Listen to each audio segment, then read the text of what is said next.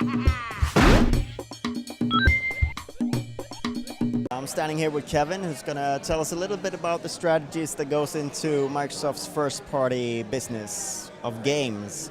So here at the Spring Showcase, we've got a lot of games, perhaps not as many new announcements as we were hoping for or expecting, or I don't know, but we got quite a few new games here.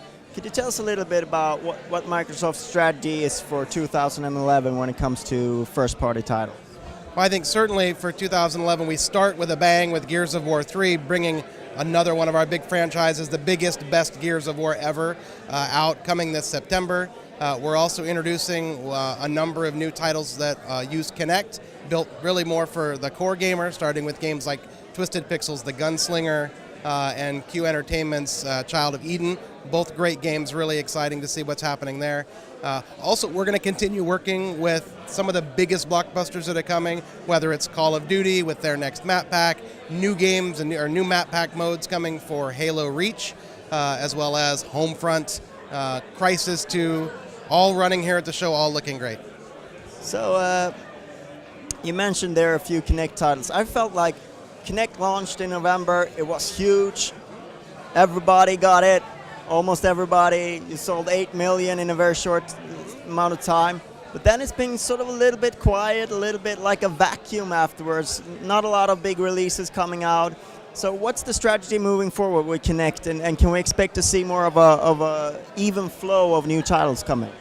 Yeah, so it's not even been 100 days since Kinect launched, and we've been thrilled with the success, with, as you said, 8 million sold. I think for us, it's about building on the success of reaching out to new customers and bringing them into Xbox with Kinect, with games like Kinect Sports and Kinectimals that have done incredibly well, Dance Central.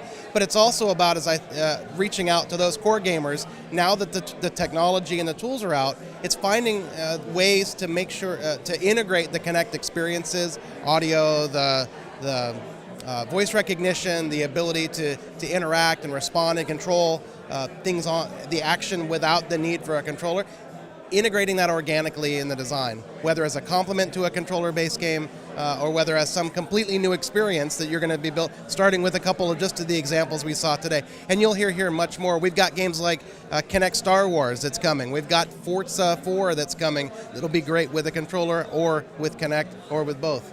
So you mentioned Forza there. Why isn't it here today? Oh, well, we've got to save some exciting things for E3, right? So, yeah, there's a lot of great things happening on Forza. We announced it last year, and you'll hear more from us soon on what's happening with Forza, but it's turning out to be a phenomenal game. So you have basically almost like 4 different platforms, if you count Kinect as its own platform here.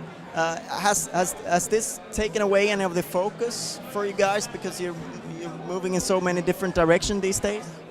No, not at all. In fact, we've actually grown in order to support that, the new platforms, whether it's the new investment on Windows Phone 7 with Xbox Live and the portfolio of games and the service there, returning to the PC in a very big way with Age of Empires Online, Fable 3 coming to the PC May 17th, as well as Microsoft Flight coming sometime in the future, which we'll talk a little bit more about soon.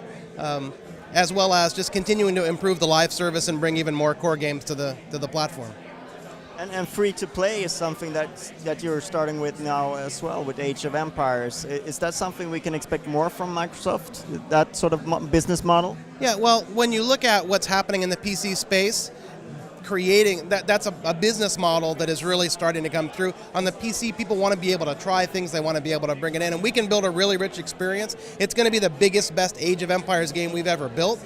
But by building it with this free-to-play model, we're going to give a whole lot of great gameplay for people who want to just come in and try it out. And then when they want to add new content, add new civilizations, we're going to make that simple. So it's really about making sure that anybody who wants to play can very easily get in and enjoy what we're building with Age of Empires Online.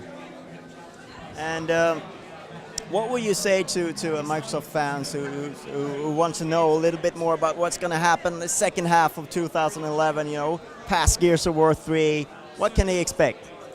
Well, I think we've got a great lineup that we announced for the spring. We've teased a bit of what's happening with Gears, and we've already talked about other games that are coming in the fall. So it's going to be the best year we've had. You're going to see a lot more coming from us, but what a great start to the year already.